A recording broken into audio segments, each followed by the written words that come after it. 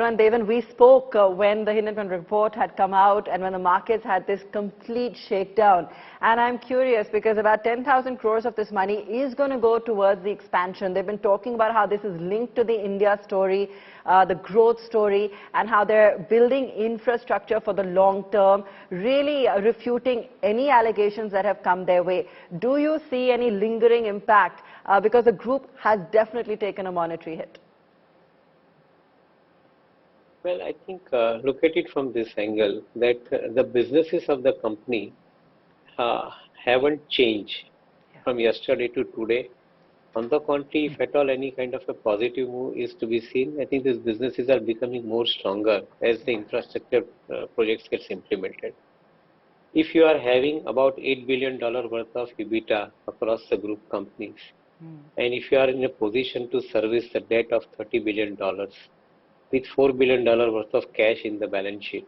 Sure. I don't think that one should be alarmingly raising any kind of issue on the business prospect per se.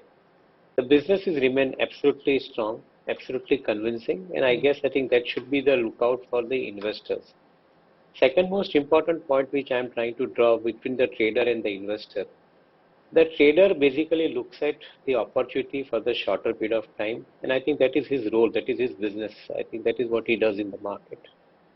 As an investor, you are in insurance company, sovereign fund, pension fund, family offices, endowment fund, whatever you are, infrastructure fund, you are investing this particular funds for a 15 to 25 year period.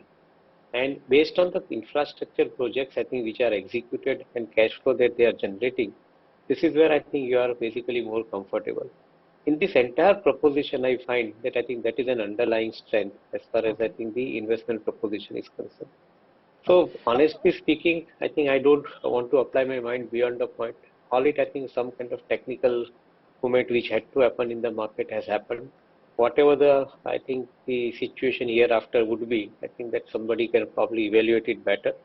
But I would like to think that investment proposition remains absolutely strong and convincing in this case. Deven, I'll come back to you on that point, but I want to bring in Shahina Mukaddam, market expert, who is here with us. We will also have Anand Tandon as well. Shahina, the broader point in terms of the FPO panning out is very clear.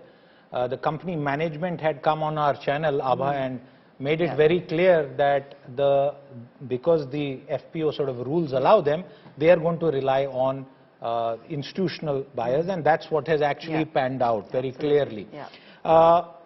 Speakers before you, Shahina, have said that this is in a way a vote of confidence for the Adani Group and its stock. Do you agree with that view? Well, I would say it is a relief that the issue has gone through. Obviously, the anchor book was there in place, and, the HNIs also were in place. So I think that gave the confidence for the Adani Group to say that the issue will go through.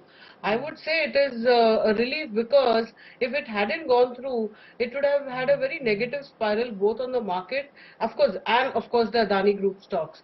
So this has sort of given them a relief, and I would say investors as a whole a relief that this issue has gone through. But I would not say that, the stock prices of the Adani Group, this is like, okay, this is bottomed out and it's going to be one way up.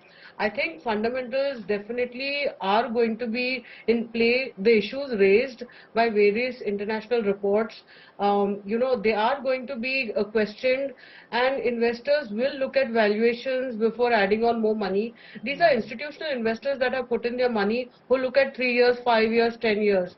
But I think the retail investors will be well advised to be cautious, because even as you know, the closing price was below the the upper end of the band which most of the issuers subscribed at.